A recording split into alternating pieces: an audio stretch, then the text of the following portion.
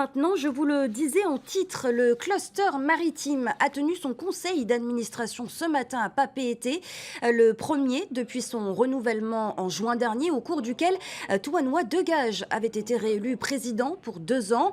Force de proposition pour l'économie bleue du pays, le cluster maritime travaille en partenariat avec des acteurs du privé et du public sur tous les projets transversaux et structurants susceptibles d'être mis sur pied au Fénois.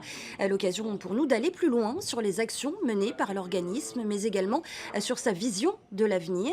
Et c'est avec vous, Stéphane Renard, Yaourana. Yaorana, bonjour Sophie. Merci d'avoir accepté de répondre à nos questions. Vous êtes coordinateur du cluster maritime.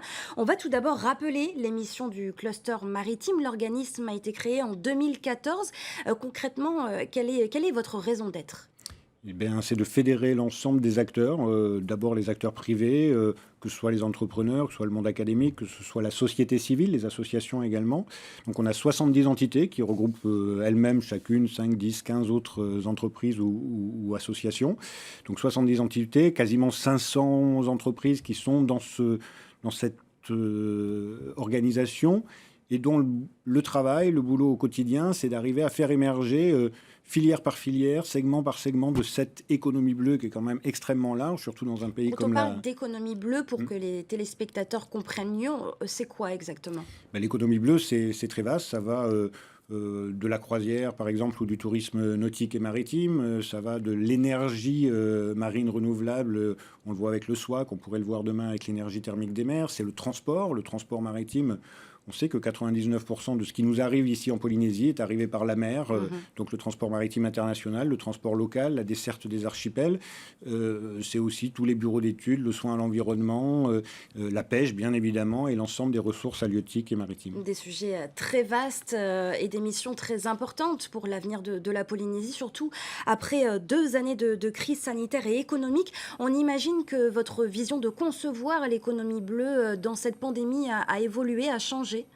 Mais en tous les cas, elle renforce l'idée que pour le territoire, pour la Polynésie française, que ce soit sur les questions d'autonomie alimentaire, que ce soit sur les questions d'autonomie énergétique, il faut aller un peu plus vite, un peu plus loin encore qu'on l'espérait ou on l'avait envisagé dans les années précédant la Covid, parce que, ben oui, cette pêche locale, déjà à 75% aujourd'hui, elle est consommée ici localement, elle pourrait l'être encore plus demain. Les problèmes d'approvisionnement énergétique qui viennent de l'extérieur, ben, d'arriver à décarboner, d'arriver à se passer petit à petit de l'essence, du pétrole, ben, il faut travailler sur ce que nous offre l'océan, ce qui nous permettra de faire demain. Mais justement, est-ce que vous pensez qu'on tire assez des bénéfices, les bénéfices du potentiel de l'économie bleue au Fénois aujourd'hui? Alors, on n'est pas le plus mauvais élève en la matière, on pourra faire beaucoup plus, on peut faire beaucoup plus dans un pays à 99% maritime. Donc il faut continuer à travailler, il faut sans doute essayer d'aller encore un peu plus vite sur les quelques années qui viennent et sur cette décennie. Mais on avait eu déjà une belle progression sur la décennie précédente. Maintenant, c'est plusieurs décennies de rattrapage, mais bien évidemment qu'il faut continuer à travailler sur ces sujets et à les développer avec l'État Vana, avec le pays, avec l'État. Alors Stéphane Renard, le tourisme, on le sait, est très dépendant du coup de l'économie bleue. En 2020 et 2021, les activités de transport maritime, la pêche ou encore la perliculture ont chuté à cause de la Covid. Comment finalement s'extraire de cette dépendance?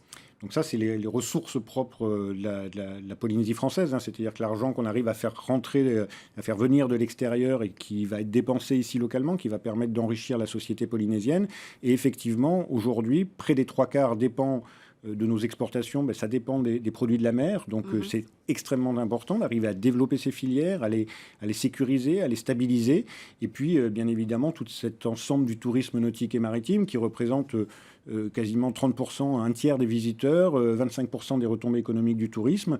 Donc bah, quand le tourisme va bien, l'ensemble de ces activités vont bien également. Donc il faut continuer là aussi à sécuriser l'ensemble de ces deux grandes filières, de ces deux grands mondes économiques que sont le tourisme d'une part et l'économie bleue d'autre part. Alors une question d'actualité maintenant, la possibilité d'une liaison, d'une desserte maritime entre Taravao et Papeete a été étudiée et est parue aujourd'hui au Conseil des ministres du jour. C'est une belle avancée selon vous. Qu'est-ce que vous pensez de ce projet? Tout à fait. Ben, en 2014, quand on a constitué le cluster maritime, on avait fait un grand forum. On en fait un peu chaque année pour essayer d'établir la vision de l'ensemble de la société civile sur ces questions d'économie bleue. Et la question du transport maritime, et notamment du transport maritime de passagers, est bien évidemment au cœur des travaux que l'on mène.